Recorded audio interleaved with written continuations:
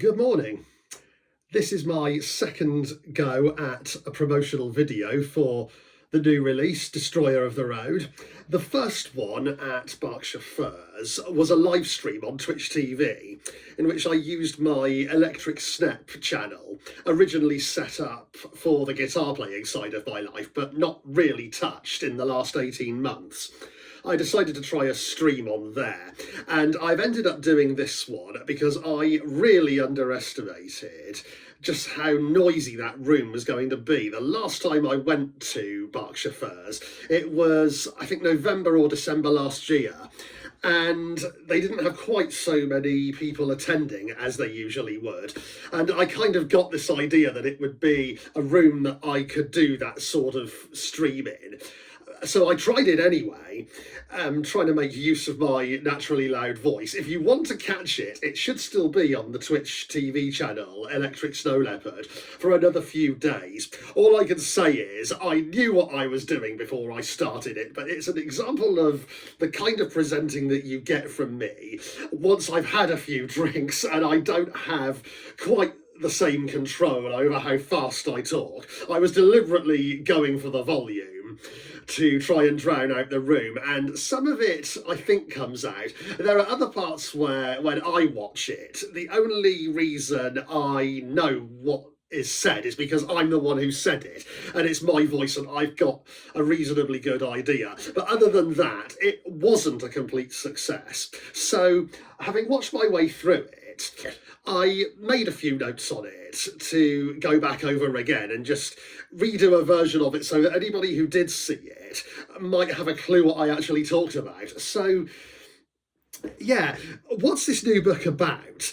That's the question that authors dread, but in this case, it's actually a really easy one to boil down. On a very simple level, it's about rebellion and disobedience, which in the times that we live in, a lot of people love tuning into that, because at a time when people feel powerless, it's like, what can you do? And if you can't do anything, or you feel like you can't, sometimes tuning into fiction is a way of connecting to that place where you think, actually, you can do things, and maybe it's not such an undefeatable world if you put your mind to it. But anyway, before we get too deep into that, the themes and the philosophy and the maybe even the modern politics of it all, it's really about these two characters on the front, Alex, the snow leopard, and Hunter, who's the white ermine character. And they're both touring musicians. It's the story of the tour that they're on, for one thing, and how their highly problematic boss is creating a lot of tension within the band. A lot of things have happened recently which have made things kick off a little bit and raised the tension bar a lot. And then right from the very start, Alex does something which he feels he has to do, but he knows it's going to make things several times worse and up the tension factor. And into that steps Hunter as a kind of a slightly different presence, and someone who, within the band, he's been trying to break the ice with Alex, who works as a guitar tech for a while now, and he finally does that. And you get the story of how the relationship between these two develops. I mean, it's no spoiler to say they end up as a couple. I think the fact that I called the series Alex and Hunter spoiled that one already. There's going to be more books with these guys, and I'm not the kind of writer who spends an entire series trying to get two characters together. I usually make it happen relatively quickly, and then the rest of the series is what happens when they're a couple, when they're working as a unit almost, when they're working as a pair. I'll get to more about that a little bit later, but that's the gist of what this book is about. It's how the rest of the tour plays out. And it's also about how the one thing that these seemingly very different people have in common is that they're both in some ways running from their past. Different reasons, different scales of it, but that's largely what brings them together, is the realization that they have this thing in common. And one of them at one point says, if you really want to get to know me, then it works two ways. And the other, with a slightly resigned sigh, says, I know. And that's where you start to get the pair of them not necessarily facing everything straight away, but at least acknowledging that things happened and acknowledging that there are still things that need to be done. Maybe that's the facing part of it, is to first recognise that there's an issue and then start to figure out, well, what are you going to do about it? And I think the pair of them actually do start to help each other with this, although that may not be immediately obvious in the things that they both do. They spend a lot of this book actually bantering with each other and winding each other up, I think, to a certain extent. And there are some fairly icy exchanges between the two of them. I think one of the ways that I knew that this was going to be good fictional relationship material is that it's not undying love at first sight. It's not we always agree, and it's not we always get along. It's not a fire and ice relationship in the sense that they don't hate each other one minute and love each other the next. I think it's kind of developing still at the moment by the time you get to the end of this book, but you do get the feeling, I think, of this works, or at least I hope the reader will. So, okay. The other thing that I talked about at Berkshire Furs was how this book is a long time in the making compared to some of my others. I like doing this at breakfast because A, I'm doing it sober, so I've got a bit more control of it, and B, I really like coffee. If we're on a musical theme here, I'm going to go off on a slight tangent, but I heard a brilliant song recently, which is all about drinking coffee first thing in the morning, from a heavy metal artist called Devin Townsend. If you look up his most recent album, it's the final song on there. It's called Ruby Quaker. I'll not try and sing it to you because I don't want to spoil it, but once it's in your head, you will never get rid of it, especially if you're a coffee drinker. So that's kind of a touch on how sometimes music will influence life and writing as well, with the way that I generally approach everything. There's lots of little Easter eggs like that and snippets within this book. And that was also, to come back to my original point, why it was such a long time coming, because writing about music is a real challenge for any writer. There's that balance of, do I reference real songs and real artists and real bands, and do I risk saturating the book with all of these references to the point where anyone who doesn't like that music or has never heard of it before will get bored stupid really quickly? Or do I think about my own music and try and describe fictional songs? And the risk you carry there is that nobody can hear them unless you are also a recording artist, which I've dabbled in a couple of times and tried to be, but I've never got that one off the ground. I have thought of maybe doing some live streams or videos where I actually do play some of these fictional songs that I've inserted into this book on the guitar, or at least give you a snippet of what they might sound like. That could be a good creative project in itself, but you get what I'm saying. When you're writing a book and the music is also fictional, that's the main problem you've got. Nobody can go straight to HMV and buy an album, or Spotify or YouTube and do a stream to find out what that music sounds like most of the time. So which approach did I go for? And without really thinking about it, the answer is both. I didn't think, well, why not both? I was just doing it anyway somehow. There's a healthy mix of real life music referenced, some of which I absolutely love, some of which I maybe don't love so much, but I realised that it's relevant to these characters or relevant to a particular style that's referenced. So things went in there. And I made this analogy during the Berkshire Furs live stream about how it's kind of like a sieve. You put something in it, give it a shake, and then hopefully the right stuff comes out the bottom of it, and you get left with the stuff that you can either throw away or reuse somewhere else. That's, to me, what writing about music is like. I have to be selective. I have to act as a filter. And the result is, it makes the editing process really quite long when I'm doing that, because I can keep doing it and doing it and doing it. Eventually, I did have to accept the idea that I maybe won't get it as perfect as I might like, because my idea of perfection with something like that, a process like that, can change from day to day, depending on what sort of vibe and wavelength I'm on. So that's one of the reasons why it took so long. The other is the structure of this book and the way that originally, I thought I just had one book on my hands, which was originally called The Electric Snap, with Alex as the main character. I thought it was going to be a fairly large book, but it was only going to be one.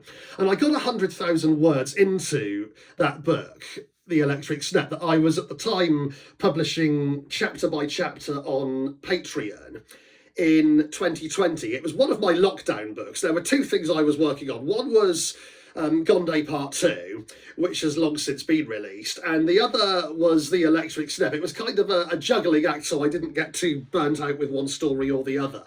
And a lot of it was written in between not being furloughed from my day job, but not working regular hours either. I suddenly found that did mean I had a lot more writing time. So yeah, my life in lockdown 1 was very much work the day job, write, spend more time cooking as well in the kitchen, which inevitably, because I like to cook like Keith Floyd used to, one for the pan and one for the mouth, I ended up doing a lot of cooking, writing, drinking. Yeah, it was quite the lifestyle back then. I think I really enjoyed it, but God, I wouldn't do it again. I wouldn't want to relive that time in my life ever, despite the fact that creatively I was doing really well. It's kind of the price you pay. Your life's really upended and you're trying to cope as best you can. But that was actually a theme within the Electric Step book itself. I thought, well, if ever there was a time to write about a pandemic, it's during a pandemic. Now, that is a controversial thing, and maybe its own discussion about how sensitively you can do it or how objectively you can do it when you're actually living it. But that 100,000 words where I introduced the characters and Alex telling the story, and I had a story I wanted to tell, and part of it was this fictional pandemic, which also acts as a backdrop. And then, again, there's no spoilers here because this is established right at the start of Destroyer of the Road. There's also the murder of Alex's uncle in the middle of this book, who's the person that he loves the most in his entire life, who was a touring musician himself back in the day and who taught Alex to play the guitar. So that is an event that hits hard. And I got to it. I got to the stage where that happens, and I looked back at this book and I thought, why do I feel like I'm not happy with this book? And this 100,000 words, it's something, but it's not, it didn't feel like what I'd set out to do, and it felt like there was something missing from it. And the process that I spent undertaking over the next 5 years was really trying to sort that out and answer some of these questions. What's missing from this? How can it be better? And the thing that I somehow just about coherently managed to talk about at Berkshire Furs was that I've done what I've taken to calling go backwards and go forwards. And what I mean by that is I went backwards in that I didn't throw out that 100,000 words. I realised that that was what was happening in Alex's past. And that was really book 2 of a series. And that was a key thing that I realised. I've not just got one epic book. I've got a series on my hands here. If I really want to tell this story and drill it out, it's like Stephen King says in On Writing, some books are really short and some books are really long. They're like fossils you have to excavate for. And sometimes that excavation process is really, really long. And this, I realised, was going to be the latter. I didn't want it to be at the time, but I had to concede that I wasn't just working with one standalone book and then moving on, as I had hoped to. I thought to really get something out of this, it's going to have to be another series. But thankfully, I knew how to do a series because I'd got a couple under my belt already. 3 if you count the ones that I've done under my real name books as well. So that being the case, I decided that what was book 1 is now book 2. So the going backwards is that I'm essentially starting again. I'm writing the first draft of the first book, and I'm anchoring that in the tour that Alex was on. Originally, I had it where that tour's ending, and in the present, he's starting his journey back home. And in the past sections, he's telling you the story of why this is going to be a difficult thing for him to do, a stage at a time. And I thought, actually, that tour is interesting. Let's not start at the end of it. Let's start at the start of it. And that actually became, let's start in the middle of it, for various reasons relating to where I wanted the drama to start landing. I thought it's not at the beginning of a tour, it's halfway through and it's, oh my God, are we ever going to get to the end of this fucking thing without having killed each other? That's kind of the vibe I was going for. And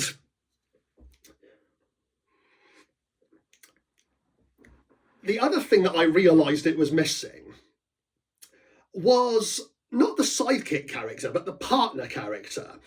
And anyone who's read my stuff will probably have clocked fairly quickly that one formula I always use that's the same is that whoever the main character is, they always have a partner character who's at least as important to the story as them, if not perhaps arguably more important. Like, you've got Todd and Colton. Todd tells most of the story of the Todd and Colton books, but Colton also does take over the narrative. from Akio's house onwards in places, and you could actually make the case that he is the more important character, despite the fact that the series predominantly belongs to Todd, and he certainly became the fan favourite. I know a lot of writers hate that term. I actually don't, because I think it can be a very powerful hook to keep people reading your books, is that if you get a character who is that beloved by the fandom, sometimes even more than the protagonist, it's a bit like, to use a musical analogy, how everybody often reveres lead guitarists, and yet if you listen to a really good bass player, you realise that without them, the whole band falls apart. Ditto for drummers as well, before anybody accuses me of being prejudiced towards stringed instruments because I play one myself. You definitely get that vibe with bands where you've got the person running the show and then the backup sometimes even gets even more beloved by the fans, and that recognition is definitely there for it. So originally I thought that character for the Electric Step books was a wolf character called Finn Lofgren, who features as Alex's sort of lifelong friend right from the start in his past sections, and he plays the keyboard in the band that they had at school growing up, and it becomes fairly apparent that Alex has got this ambitions to go professional with it, and Finn maybe doesn't, and there's a whole other element to their relationship as well besides music, which I'm not going to get into here, because that's the part I really don't want to spoil. There's references to it in Destroyer of the Road, because Finn doesn't feature in this book at all, and part of the reason for that was that I realised that I thought I had my partner character in that draft one, and then I thought, actually, what if that's not Finn? So what if, when I start to write that first book about the tour, Finn's not going to be on that. So for a start, I've really got to come up with another character who's going to be that counterpart and that partner who's maybe even going to have their name on the series title. And that's kind of when I clocked it wasn't going to be a series titled The Electric Step, drilled down into 3 or 4 books. It was going to be Alex and somebody. And the way that I got to Alex and Hunter is a bit of an odd one. I thought it's going to have to be a bandmate. And there's a good dynamic, like I said before, between a guitarist and a drummer, in that anybody who actually plays the guitar or the drums who have been in a band, if you're a guitarist, you've told all the drummer jokes, and if you're a drummer, you've told all the guitarist jokes. I don't know, just for the record, let's have a couple of them. I think one of my favourite ones was what's got 3 legs, 3 feet and an arsehole at the top? And the answer's a drum stool. And there's another one about what do you say to a drummer wearing a suit? And the answer is, will the defendant please rise? And you can do this for guitarists as well. You can almost just substitute one for another. What's the other one? Okay, here's a risque one. It's how did the drummer park in the handicap space? And the answer is he put his drumsticks on the dashboard so that he wouldn't get a parking ticket. I think in what's now become book 2, Alex's girlfriend is the one who tells that joke. I had to get it in there somewhere.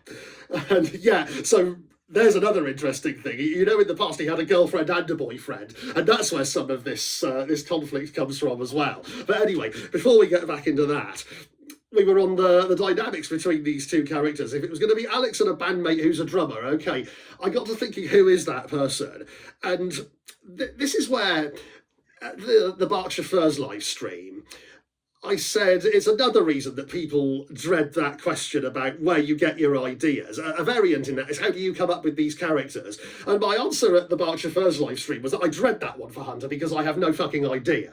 But the truth is, I actually did have an idea, and having said that, I then proceeded to muddle through and answer the question that I said I had no idea how to answer. There were kind of 2 things that I saw.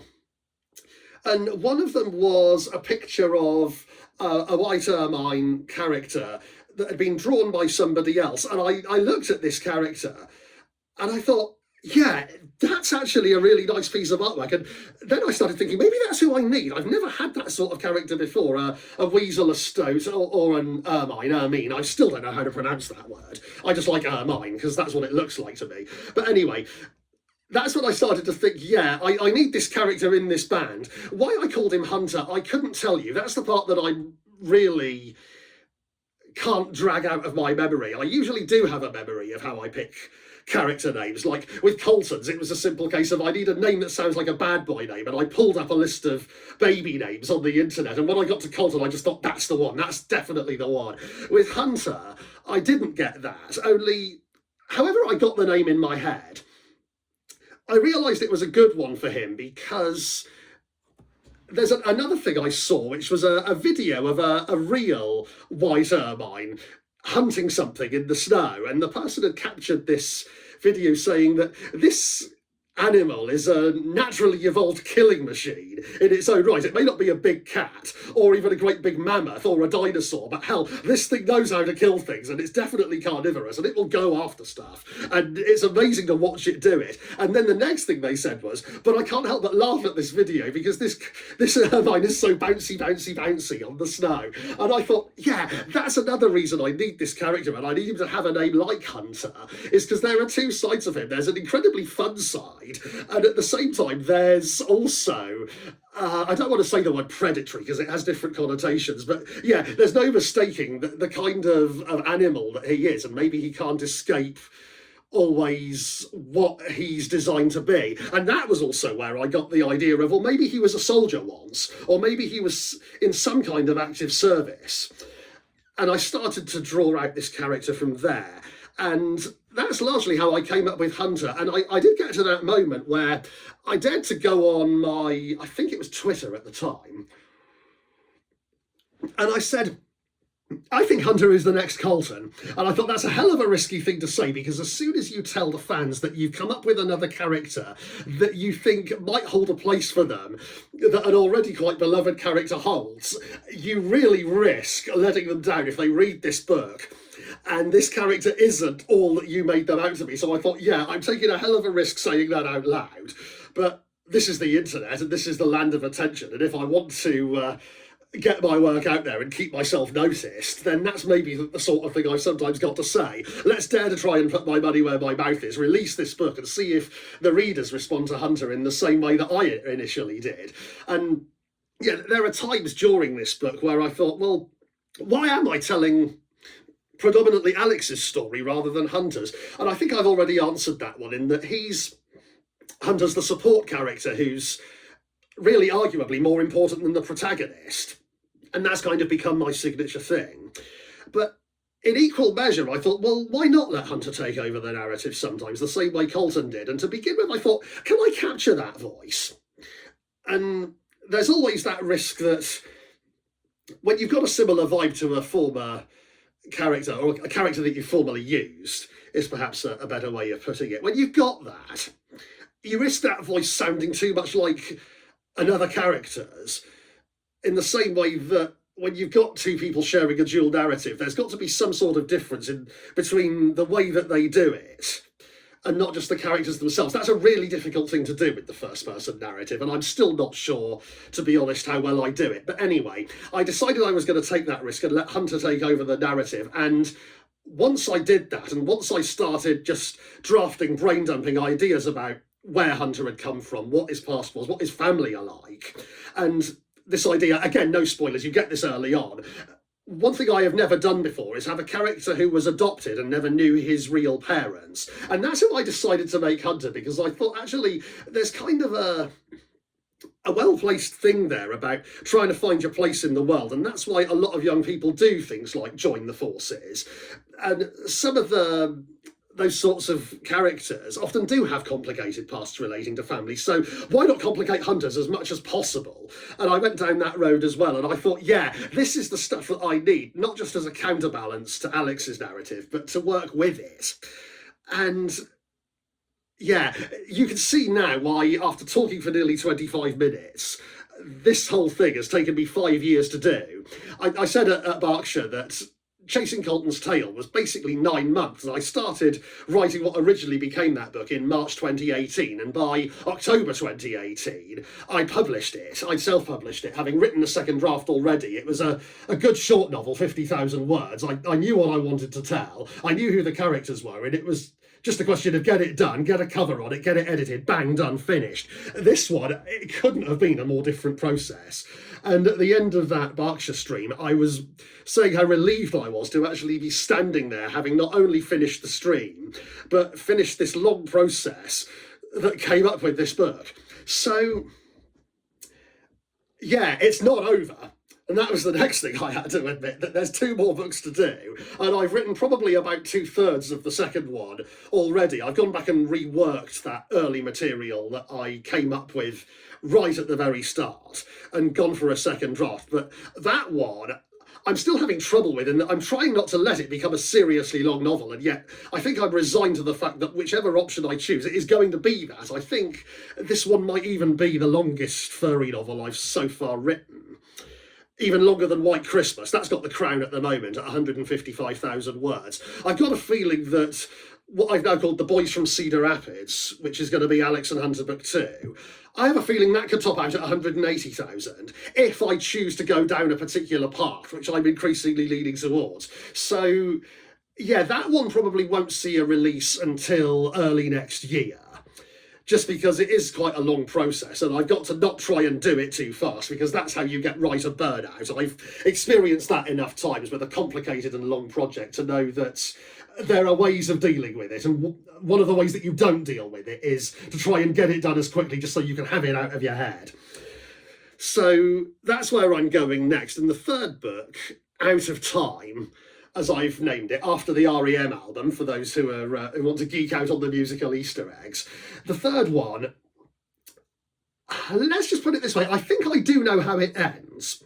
And yet I'm always willing to be flexible with the ending that's in my head. So it's kind of a hybrid of the writers who never know how their book ends and the ones who always know how it ends. I'm somewhere between. I guess you could call me plantser, a combination of planner and pantser, to use the terms that were popular with NaNoWriMo.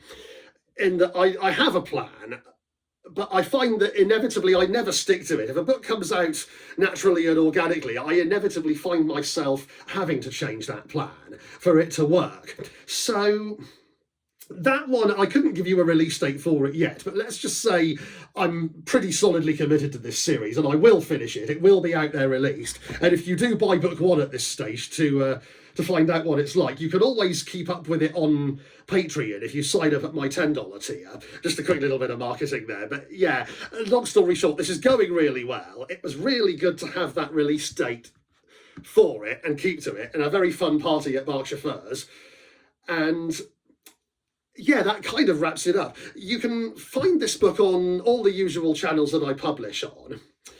So the one that I keep plugging on these channels is Smashwords, because Smashwords gives me an 80% royalty rate, which none of the others do. So the one problem on there is if you've got a Kindle but you don't want to buy on Amazon, at the moment, Smashwords will only let me upload my finished EPUB folder if I don't use their ebook generator, which I don't, because long story short, I really don't like it.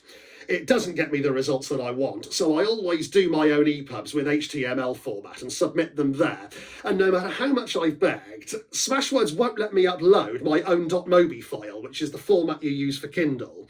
But if you do have the patience and you want to give me that 80% royalty, you can download that EPUB and you can run it through a conversion program to turn it into a Mobi file yourself. It's really not difficult to do. You don't have to be tech savvy at all. I mean, if I can do it, then most people certainly can, because I'm not tech savvy when it comes down to it. So yeah, if you fancy having a bit of fun, you can do that. And I don't mind people doing that with my files. I deliberately don't enable things like DRM on them because I want them to be more of a fluid thing. If the fans do want to do that sort of thing with them and convert them to a different format, yeah, sure, knock yourself out. So yeah, that's where we are with that release. It's gone live on all the main channels, and if you do want a paperback, at the moment it is only available on Amazon. I was trying to set up with Ingram Spark as a paperback printer so that I can do some of my own distribution, and I understand that they can do a limited amount of distribution to places in other countries as well.